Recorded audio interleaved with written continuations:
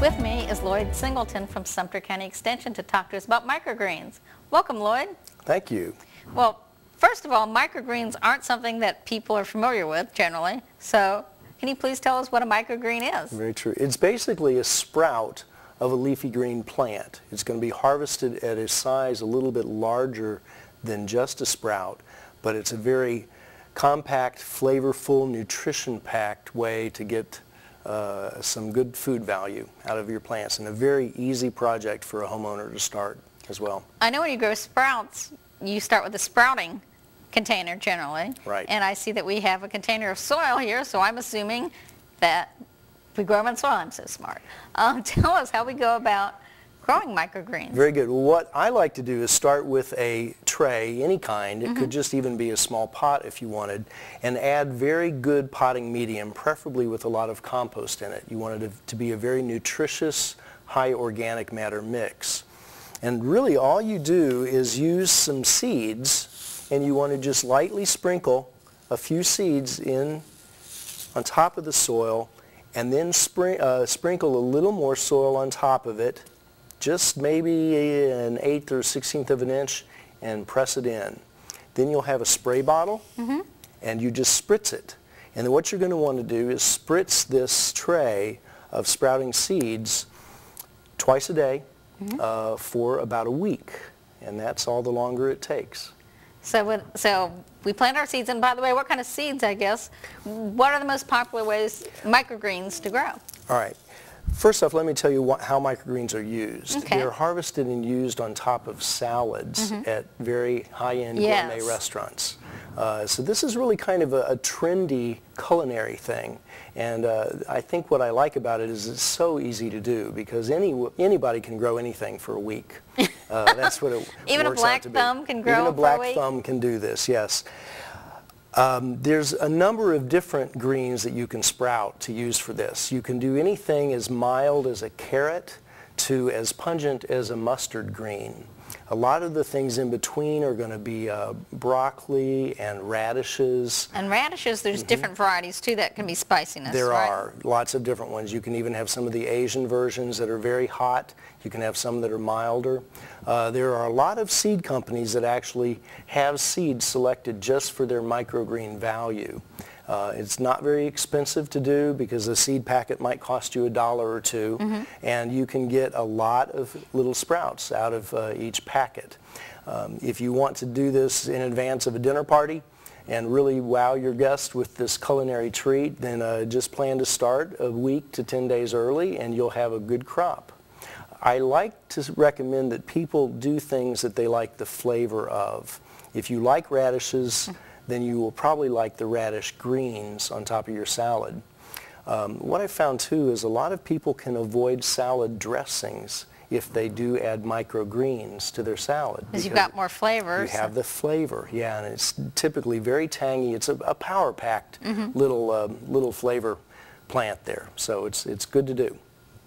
So when you grow sprouts, I know people have to be careful about food safety with growing them. Are there any food safety issues, or since you're growing them, you're not, because in sprouts you have to worry about the water and potentially E. coli. You have to be careful. So I'm assuming when you're growing this way, as long as you have good, clean potting mix or soil.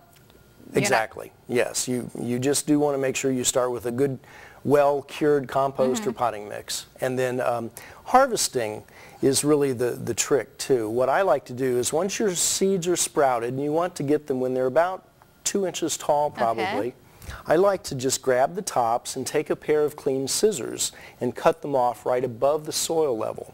Okay, and then if you harvested a whole bunch, I like to use a salad spinner. You put them in a salad spinner, rinse them really well, and then twirl it around and get them dry. Then they will keep in the refrigerator in a plastic bag or a Tupperware or something for up to a week. So you don't have to use them all that same day. Now, they may have a little more flavor and nutrition if you use them the same day you pick them, but they will last in the fridge. So, and if not that anybody would ever forget any of this stuff, if they get big and they get bigger, you know, if they get real tall, then I guess either you can cut them off then, or should you just wait and plant them in your garden. And You could do that too. You could plant them in the garden, but you're better off planning appropriately. And you know, after you've done it a while, depending on the season of the year, it's going to take anywhere from 5 to 7 days for most of the plants to get to that stage where they're the most flavorful. If you let them go too long, they may actually have too much flavor, or they may get a little tough, and you want to harvest them when they're very, very tender. so about when they're 2 inches tall, you said. Yes, for something like a radish, it might even be 1.5 inches. But you kind of get your judgment going after you've done it a while. I guess you taste them, right. Taste it at different stages and see what flavor you like. So what are the easiest seeds to start, microgreens to grow if you're a beginner? Okay, definitely recommend radish. And just figure out your favorite flavor of radish and do that. But they're foolproof. They really are. And I think it's very important for a gardener to start with something that they can be successful with, because then they'll be encouraged to branch out and try the mustard greens and the cabbage and the Chinese or Asian vegetables and some of those other things that have even more unique flavors. Another favorite one, and a very easy one, is sunflowers. And sunflower sprouts or microgreens actually have a very nutty flavor, so it's amazing on a salad. You can wow all your friends. Absolutely. So when you buy your seeds, I know you were talking about that there are certain suppliers that sell seeds. I know when you buy sprouts, you're supposed to get seeds specifically for sprouting so that they're not as treated. Is that the same for microgreens, or can I go to my local seed store and buy seeds? You can. My personal preference, though, is for seed that is organic. I want to make sure I don't have seed that's treated with fungicides, because I'm eating that sprout so quickly after it's sprouted. So generally, I recommend going with some sort of organic seed source, and most of the seed supply companies will note that. And can you buy organic seeds locally at some of the big box stores, or not necessarily? Probably not. Don't see much of that. I highly recommend mail order. And there's a lot of seed companies out there, very reputable, that you can find on the internet as well. Okay, great. So any other great tips about what we should be doing, or more importantly, I see you have some samples of I do. First, a tip, Yes. bright and warm. So if you don't do it outside, make sure it's in a very bright, sunny windowsill. You can also do it outside, but you'll want to protect it from the coldest weather, because the seeds will just kind of lay dormant if they don't have heat to sprout. I wasn't thinking about outside, so I was thinking inside.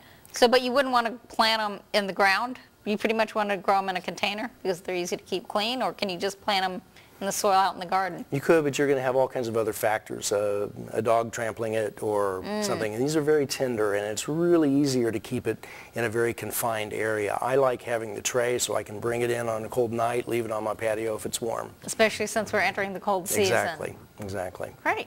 And so yes, I do have two things for you to try. One is a sugar snap pea. Oops, it's dirty now. Okay. Well, we'll go for the top of it.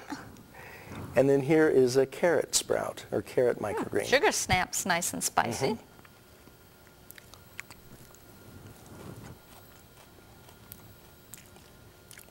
It's very pungent. It's kind of really, yes. Well, I love all this. I love all the nice, strong tasting greens. Good. So Now you have your nutrition too. Now I guess I have another project to start. So thank you, Lloyd. So everybody needs to get out there and grow some microgreens and impress all their friends. Very good. Thank you. Thanks.